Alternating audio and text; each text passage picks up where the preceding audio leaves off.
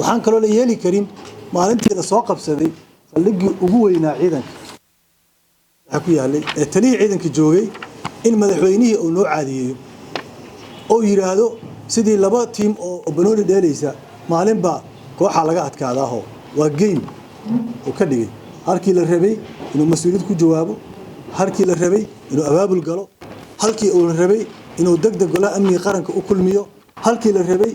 inuu abaabulo dadka halkii uu la rabay magnitude-ka ama culayska intuu leeyahay inuu muujiyo mas'uuliyadda wuxuu ka dhigay wixii laba kooxood oo maalinba meel iska qaadanaysa ayuu ka dhigay hada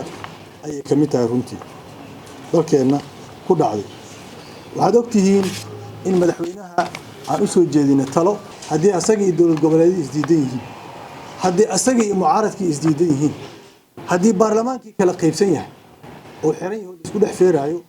xaaladaas xaalad daawo karo ma aha muddaxileedkiisiina sanad iyo wax aan u soo jeedinay inuu go'aan geesinimo leh qaato oo membarkaan ka soo jeedin wuxuu iska dhigay nin ka jawaabaya laakiin maalintii ciidda laakiin maxay isku bedeshay waxay isku bedeshay gobashii qaran ee laga sugayay inuu ka dhigo mid xisbi ku cilaani doono waxa la sheegay xisbi weyn inuu soo wato oo asaga iyo qaar dowlad goboleedyada kamid ay ku jiraan gobashii qaran maxay isku bedeshay xisbi aniga ma hubee magaciisa xataa wadajir lagu darsaday in uu noo soo wado meeshii la rabay fasaadkii iyo musuqii xukuumadda iyo tayaxumadeeda in ummadda Soomaaliyeed hortooda laga wareejiyo oo dad tayo leh oo karti la keeno in la isku bedelo saddex wasiir saddex wasaaradood saddex waqti oo kala duwan intaas ku soo aragtay taladii madaxweynaha halkaas ay taala